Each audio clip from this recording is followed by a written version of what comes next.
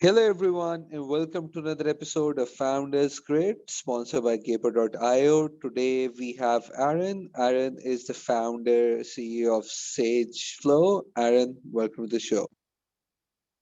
Thanks for having me. So, brief background about yourself prior to what you've been doing before Sage Flow. Sure. Yeah. I've had a long circuitous route to where we are today. I originally was a software developer many years ago on Wall Street. I started up an agency called Smith Harmon in the early 2000s.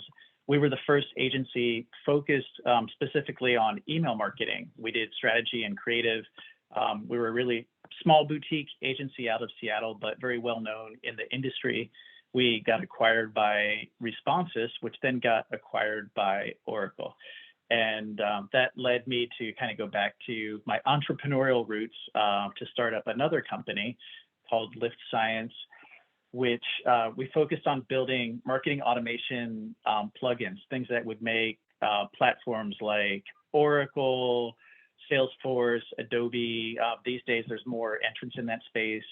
Iterable, Cordial, Braze are kind of newer companies, and we basically would build products that plug into those bigger platforms to make them more effective for marketers. And a couple of years into that venture, we caught the eyes of another Seattle-based agency, Shaw Scott, folks that we actually knew. We joined forces with them, and it was really great. Essentially, it helped us get our business to the next level.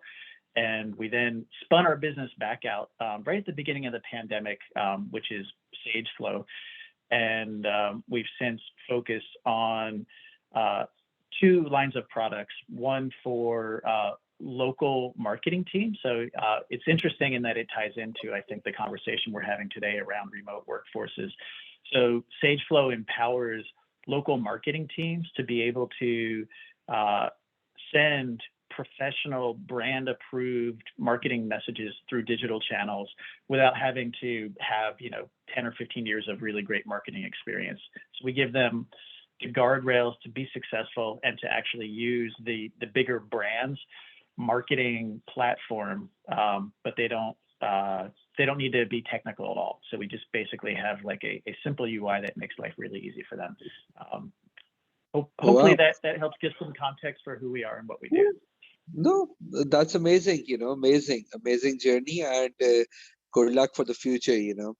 So, spinning off a company out 2 months before the pandemic. How was it, Yeah, when the pandemic came? it was horrible, actually. Yeah, there's no way to sugarcoat it. Yeah. And it was interesting, something like that really forces any business to focus on what's really critical. So we had plans to kind of go to market with a workflow tool for marketers, which is something we've pretty much shelved. So that would have been something, if you think about it, like Asana or Jira, those types of tools, Monday.com. We had built something that does the same thing as those products, but is really geared towards digital marketing needs. And what we found is that that's a very crowded space, and not something that was really important enough for people in the early days of the pandemic. But we had these other products and platforms that we had built that big brands really needed help with. So it forced us to focus on products that we had already developed that had real true market need. And at the end of the day, it was actually good. It helped us be much more disciplined and focused in going to market with our business. But the first few months of that were really, really tough times. We were wondering if we were going to make it through. And I'm happy to say that, we kind of, everyone says new normal. We're way beyond that now. We're sort of, post pandemic, I would say. But yeah, we're in a good place today. And if you'd asked me, we were talking this time 2 years ago, I would have been super stressed out. No, glad to hear that, all the more success to you. So, do you want to talk about the first few months of transitioning to remote, and when I say remote, from client handling to team management, building culture, everything around it. Do you want to take it step by step?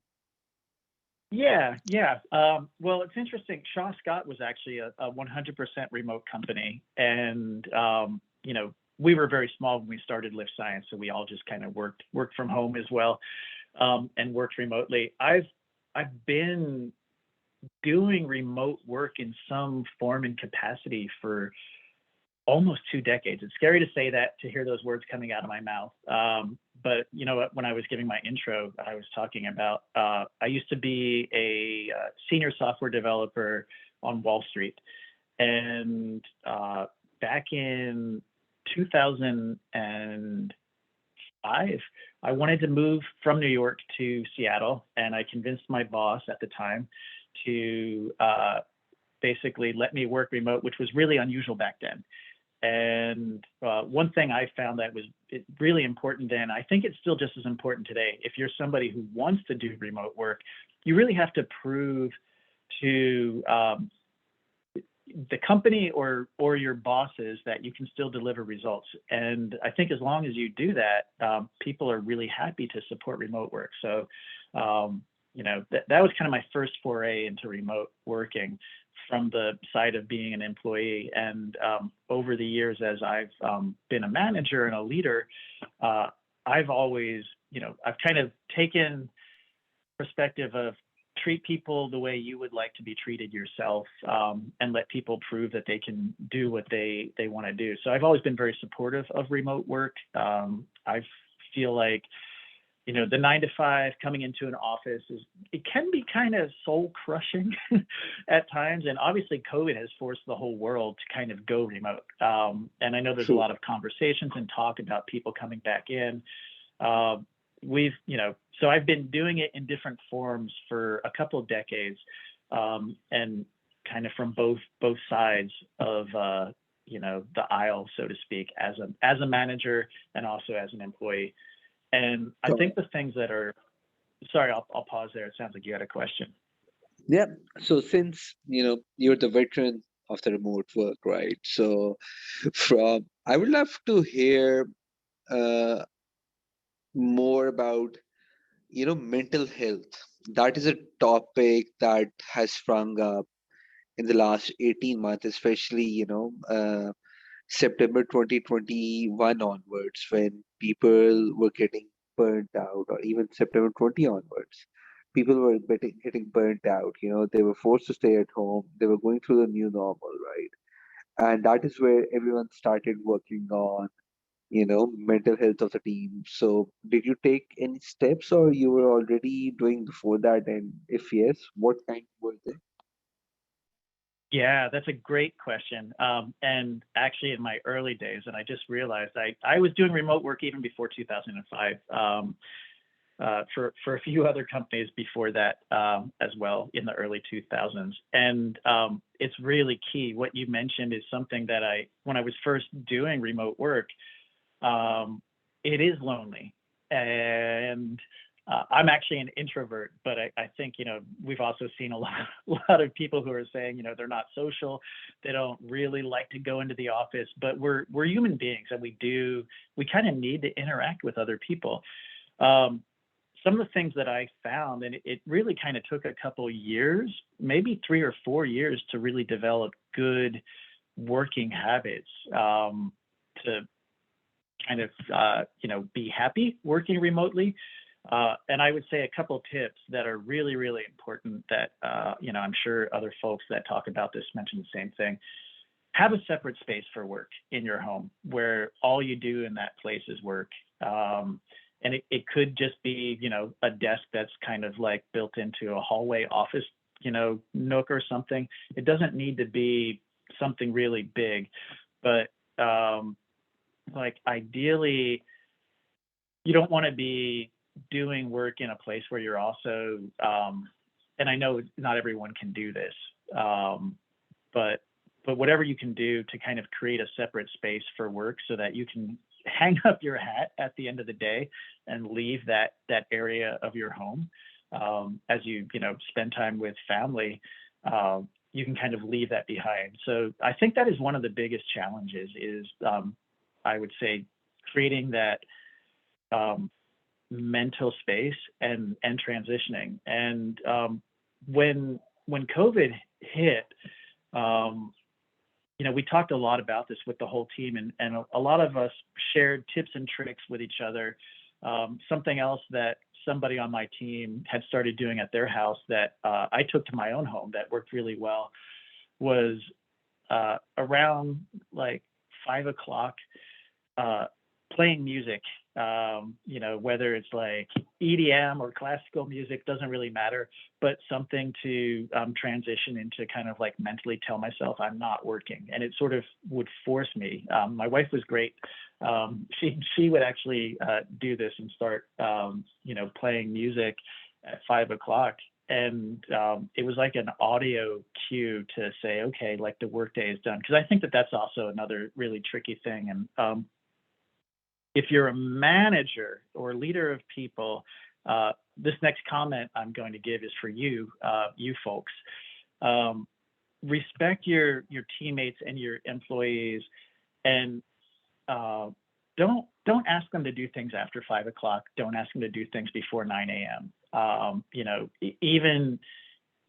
think that's one of the things that people have kind of lost track of, is because we're all at home, people feel like they can just reach out to their coworkers at any time. And I feel like that's, you're not respecting your colleagues, and you're placing undue demands and burdens on them. And you just shouldn't do that, because then people can't have that time, like I'm talking about, where you can create that space to transition from your working life to your personal, home life.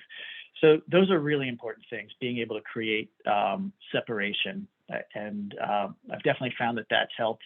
And it's something that I continue to work on. And I think we all need to find ways to do that. But any tips, you can find that work for you, I'd recommend for people who are listening, read, there are thousands of articles at this point, but, read some and just try things that work for you. Got it. No, great piece of advice. I'm definitely gonna use the music one. I loved it. I loved it. So last question. I know we can talk for another half an hour easily, but we have to keep them short and precise. So last question. Where do you see SageFlow 3 years from now? I love that question, and we're pretty small right now. So we're less than 10 people today, and I'd like to see us as a 50-person company. We started getting some traction late last year, which is really exciting. So I would love for us as a business to be used by many more brands, and to be helping brands basically empower their local teams. So what we see with our products and our customers that use our products is that, think of somebody that maybe is in a quick serve restaurant, or, a franchise owner that owns like a sandwich chain, or like five shops. Those people don't have a background in marketing, and typically their day is really stressful. They're managing, serving customers probably that are coming into their stores or their restaurants.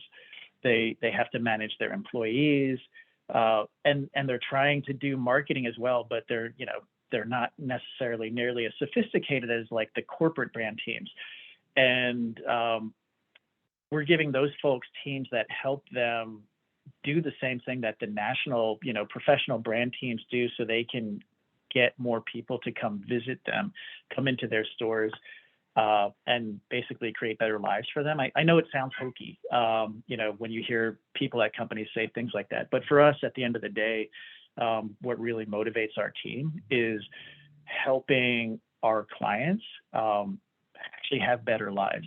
And so, 2 years from now, I hope that we're helping many more people not have stressful days, and have more time back in their day. That's kind of like what we ultimately, the secret sauce that drives all of us here at SageFlow. Got it. Aaron, thank you so much for being on the show. Love the conversation. We would love to have you on our longer versions of webinars. But for the podcast, it's goodbye for now. Thank you so much for being on the show again. Yeah, again, thanks for having me. It was a pleasure. Have a good one.